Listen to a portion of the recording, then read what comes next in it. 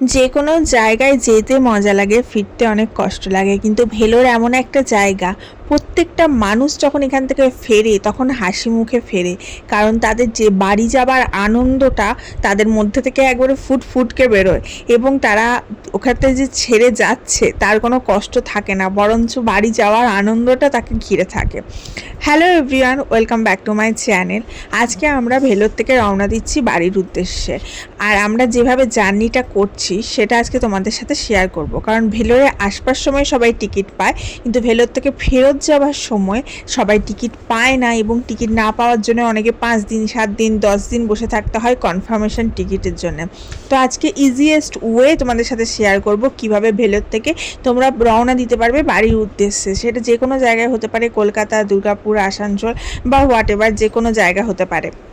আমরা যাব সদর দুর্গাপুর, ভেলোর থেকে যাব দুর্গাপুর। কিভাবে যাচ্ছি, কানেক্টিং ট্রেন ধরে ধরে সেই জার্নিটাই তোমাদের সাথে আজকে শেয়ার করব।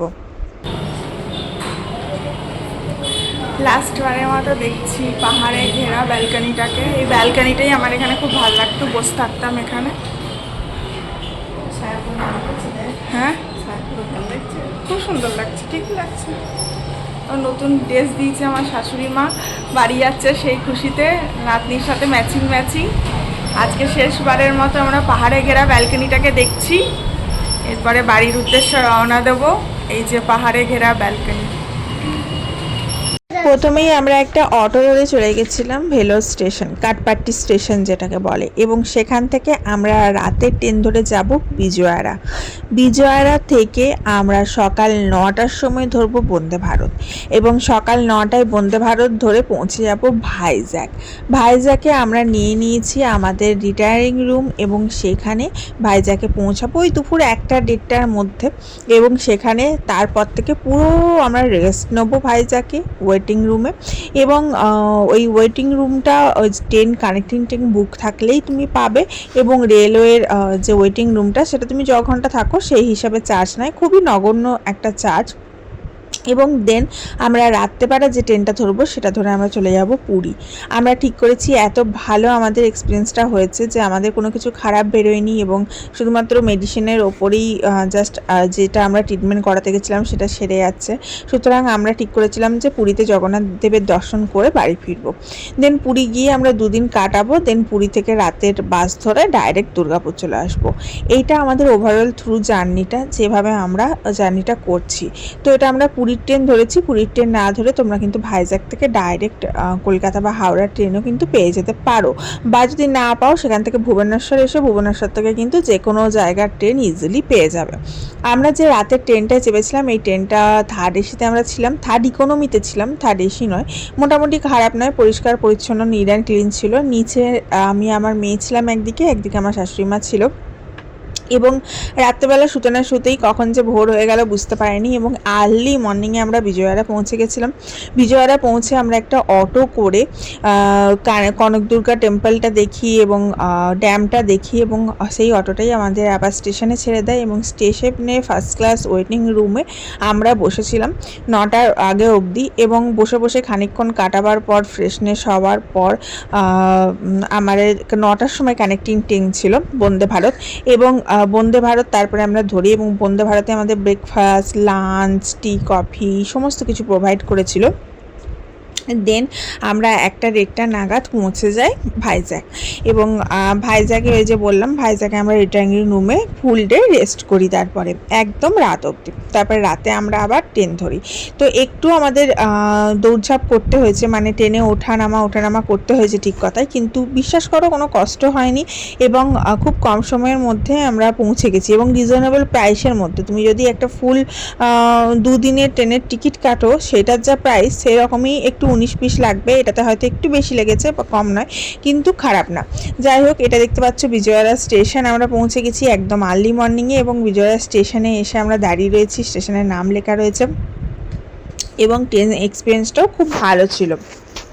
মাঝখানে তোমাদের একটু রিকোয়েস্ট করে নিই যে ভিডিওটা যদি যারা দেখছো তাদের যদি একটু ভালো লেগে থাকে তাহলে সকলের কাছে একটাই ছোট্ট রিকোয়েস্ট যে একটু ভিডিওটাতে লাইক করে ভিডিওটা একটু শেয়ার করে দেবে, কারণ এটা প্রচুর ইনফরমেটিভ একটা ভিডিও যে কিভাবে ফেরত আসবে। কারণ ওখানে আমরা বসে থাকতে থাকতে দেখলাম অনেকজনের টিকিট কনফার্ম হয়নি এবং তারা 7 দিন বসে আছে, দিনের পর দিন তাদের এজেন্ট বলছে টিকিট কনফার্ম হচ্ছে না, আজ হবে কাল হবে করে, কিন্তু তারা বসেই আছে।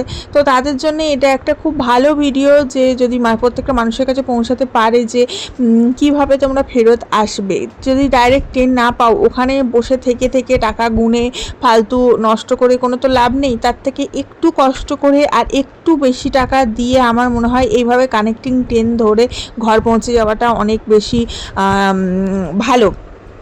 কারণ অনেকে এই জন্যেই ফ্লাইট ধরে, কিন্তু ফ্লাইট তো সবাই পারে না।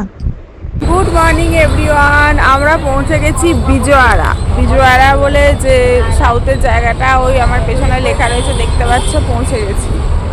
ওই দূরে দেখো পাহাড় দেখা যাচ্ছে, এখানে কনকদুর্গা মন্দির আছে পাহাড়ের ওপরে। এখান থেকে আমাদের 9টার সময় ট্রেন আছে বন্দে ভারত। এই নিয়ে লাইফে সেকেন্ডবার Vande Bharat চাপছি back to back. আর এবারে বন্দে ভারতটাই আমাদের ফুল ডে জার্নি আছে। আগেরবারে শুধু টি কফি খেয়ে আমরা নেমে গেছিলাম, তাড়াতাড়ি ছিল 1.5 ঘন্টায়।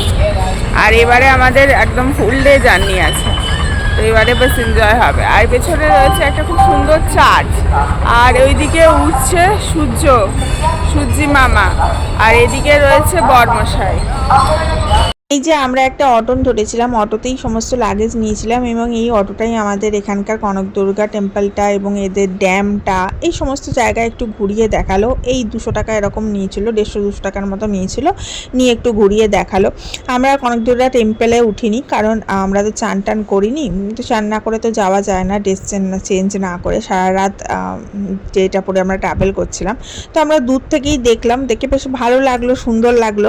অনেকে স্টেশনের মধ্যে ফার্স্ট ক্লাস ওয়েটিং রুমের মধ্যে চান করছে, জামা টামা চেঞ্জ করছে, কিন্তু আমাদের যেহেতু 9টার সময় ট্রেন ছিল তার জন্য আর আমাদের ড্রেস চেঞ্জ করে আবার দর্শন করে এসে 9টায় ট্রেনটা পেতাম না, তার জন্য আর আমরা রিস্কটা নিইনি। তবে আমাদের ওভারঅল জার্নিটার এক্সপিরিয়েন্স ভীষণ ভালো ছিল এবং আমরা যেটা ভাইজ্যাকে রিটার্নিং রুম নিয়েছিলাম সেটাও নিট অ্যান্ড ক্লিন, পরিষ্কার পরিচ্ছন্ন ছিল এবং অনেক বড় ছিল। আমরা সবাই একটা রুমেই ছিলাম, শ্বশুর শাশুড়ি, আমি, আমার মেয়ে, হাজব্যান্ড, সবাই একটা রুমেই ছিলাম এবং ওখানে নিচে ফুড কোর্ট ছিল, ফুড কোর্ট থেকে খাবার খেয়েছি। ওই দেখো কনকদুর্গা টেম্পলটা দেখা যাচ্ছে, দেখতে পাচ্ছ আশা করি, ভীষণ সুন্দর এবং দেখে মনটা একদম ভরে গেল এবং বলে এসছি মাকে একবার অবশ্যই যাব। এবং দেখো ওই দেখো দেখা যাচ্ছে কনকদুর্গা টেম্পল। আর এটাতে এখন লিফট করে দিয়েছে, এখন আর পায়ে হেঁটে পাহাড়ের ওপরে উঠতে হয় না, লিফটে করেই নাকি ওপরে ওঠা যায়।